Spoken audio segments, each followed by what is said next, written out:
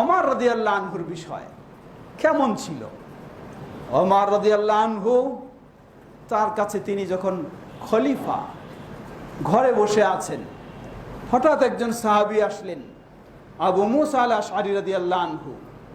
এসে তিনি 3 বার সালাম দিলেন, কোনো জবাব পেলেন না। তিনি বের হয়ে তিনি চলে গেলেন, ঘরে আর প্রবেশ করলেন না।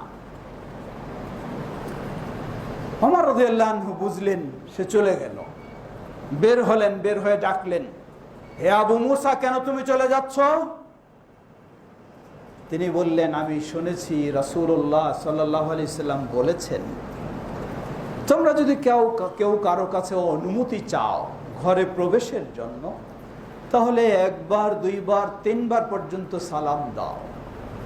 যদি জবাব পাও তাহলে প্রবেশের অনুমতি হলো, যদি জবাব না পাও ফালিয়ারজি, সে যেন ফিরে চলে যায়। তাই আমি 3 বার সালাম দিয়ে আপনার কোনো জবাব না পেয়ে আমি ফিরে চলে যাচ্ছি। ওমর রাদিয়াল্লাহু আনহু রেগে গেলেন, তুমি বলছো আল্লাহর রাসূল সাল্লাল্লাহু আলাইহি সাল্লাম বলেছেন? বললেন, হ্যাঁ বলছি। বললেন, তুমি আমার কাছে প্রমাণ সাক্ষী উপস্থিত করো, না হলে তোমার পিঠে আমি বেত্রাঘাত করব। প্রসিদ্ধ সাহাবী আবু মুসা আল আশআরী রাদিয়াল্লাহু আনহু।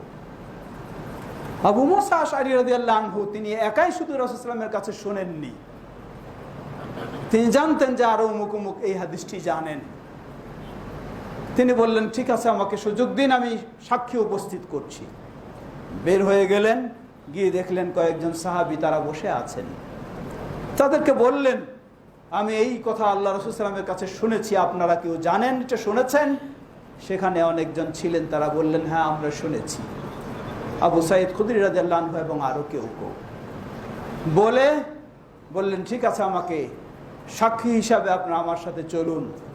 ওমর রাদিয়াল্লাহু আনহুর কাছে সাক্ষ্য প্রমাণ করলেন।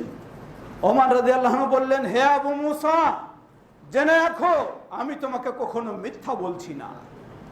আমি শুধু এতটুকু নিশ্চিত হতে চাই যে সত্যিই রাসূলুল্লাহ সাল্লাল্লাহু আলাইহি সাল্লাম বলেছেন কিনা। যখন জানলাম, বুঝলাম তুমি সাক্ষী সহ উপস্থিত হয়েছ, আমার আর কোনো সেখানে সন্দেহ নেই, আমি এটি মেনে নিলাম। সুবহানাল্লাহ। এনে কয়েকটি দিক।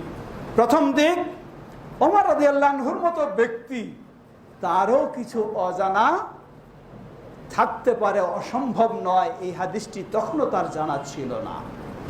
দ্বিতীয় দিক, ওমর রাদিয়াল্লাহু আনহু কেউ রাসূল সাল্লাল্লাহু আলাইহি ওয়াসাল্লামের নাম দিয়ে কিছু বলবে, নিশ্চিত না হয়ে সেটাকে কখনো গ্রহণ করতেন না। এটা হলো সেই যুগের কথা, সাহাবীদের কাছে হলেও, আর আজকে তো কোন পর্যায়ে এসেছি।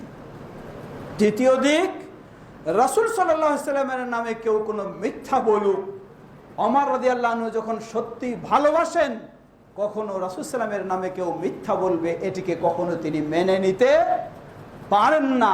যার ফলে তিনি তাকে শাসালেন যে যদি সাক্ষী উপস্থিত না করতে পারে তোমার পিঠে আমি বেত্রাঘাত করব।